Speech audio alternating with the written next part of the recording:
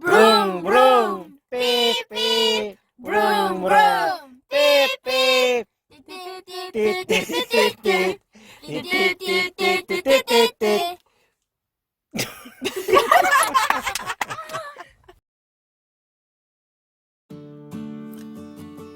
이른 아침, 아직 어두운 산길을 자그마한 랜턴 하나에 의지해 조심조심 걸어 내려왔다.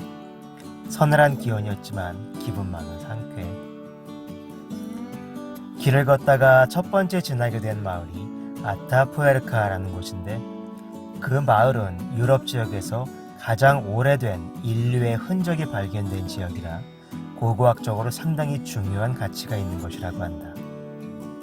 그래서 그런지 온통 원시인 그림과 조각상 천지이고, 들판을 가로질러 가면 이곳저곳에 유물과 흔적들이 보존되어 있다는데, 우린 갈 길이 바쁘다 보니 그걸 보러 따로 시간을 내지는 못해서 많이 아쉬웠다. 그 마을을 벗어나서부터 고원지대로 이어지는 그다지 높아 보이지는 않는 산을 올라가는데, 제주도도 아니고 돌도 웬 돌이 그렇게 많은지. 길바닥은 발 하나 디딜 곳을 찾기 힘들 만큼 뾰족하게 튀어나온 돌들로 가득하고, 여기를 봐도 돌, 저기를 봐도 돌, 온통 돌뿐인데 지구상에 있는 돌들의 절반은 이 지역에 다 있는 듯하다.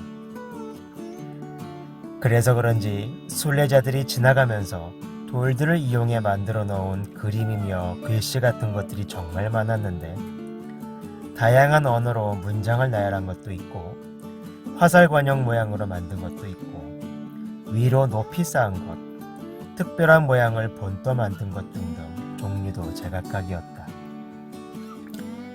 그중 어떤 것은 축구장만큼이나 큰 넓이에 걸쳐 만들어져 있는데, 한 사람이 한 번에 다 만든 건지 아니면 순례를 몇 번을 오면서 조금씩 완성시킨 건지, 또는 누군가가 시작한 것을 세월이 흐르면서 지나가는 수많은 사람들이 한 마음으로 조금씩 돌을 옮겨 완성시킨 것인지는 알 수가 없지만, 아무튼 페루의 나스카 지상화만큼이나 미스터리하고 사람이 이루어 놓은 일이라는 것이 참으로 놀라울 뿐이다.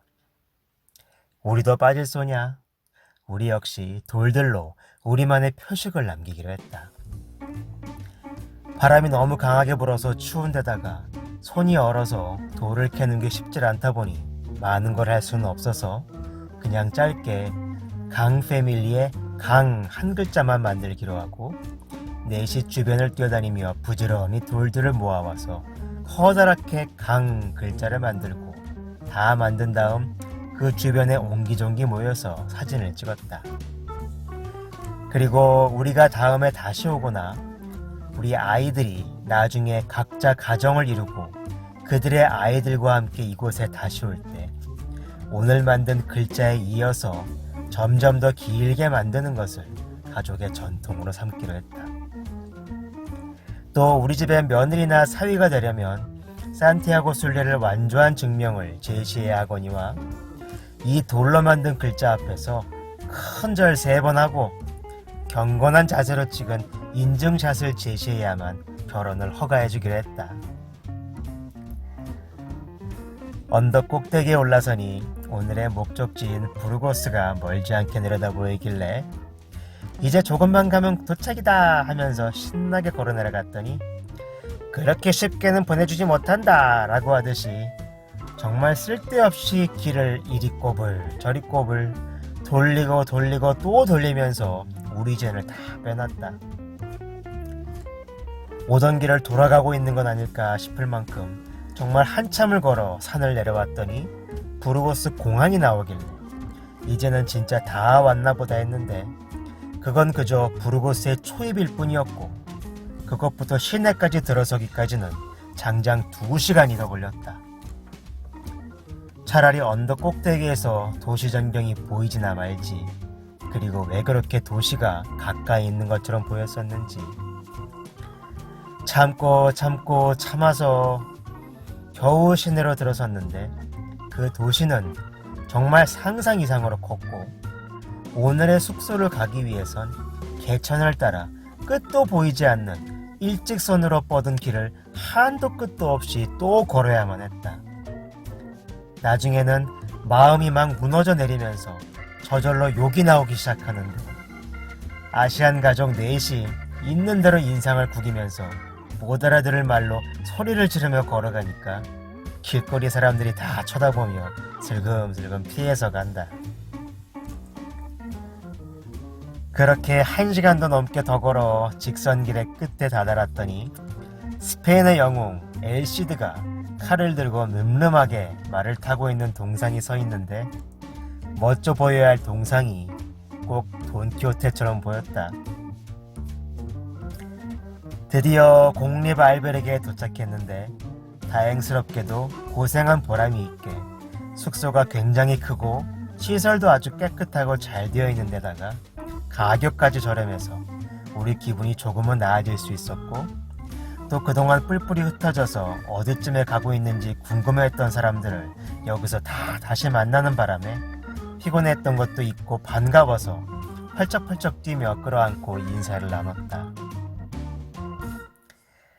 숙소가 부르고스 대성당 옆이어서 찢자마자 바로 나와서 구경을 갔는데 LCD의 유해가 잠들어 있는 이곳은 이제까지 내가 본 성당 중에 가장 멋있었고 지붕을 둘러 뾰족한 모양으로 세워져 있는 작은 탑들은 전체적으로 왕관을 연상시키며 웅장한 성당을 더욱 찬란하고 위엄있게 보이게 해주었다.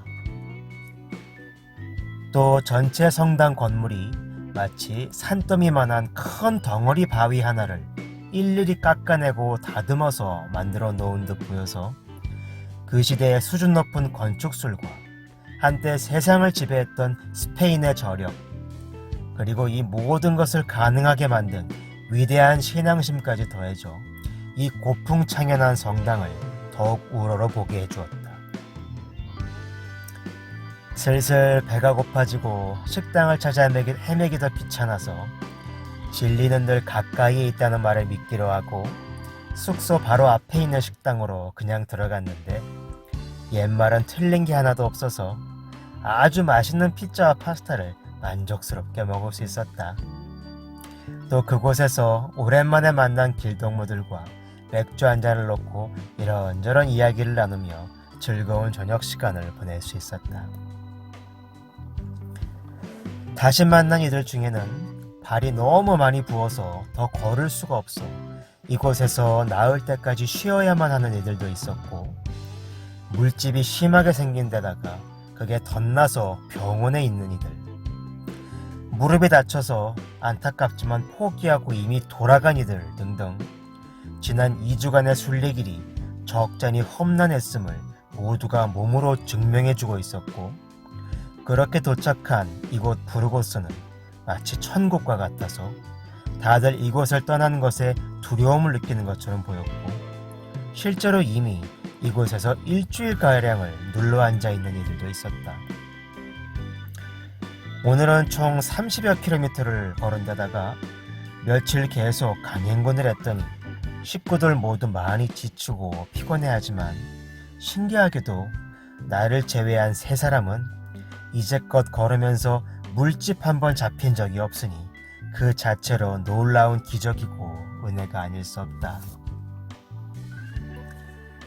도시도 크고 볼 것도 많고 아는 이들도 다들 최소 하루나 이틀은 쉬었다가 떠나겠다고 하니까 우리도 마음이 흔들려서 더 있고 싶지만 그러면 아직 절반도 못 갔는데 긴장이 풀리고 더 발을 떼기 힘들어질 것 같아서 그냥 내일 다시 떠나려고 한다.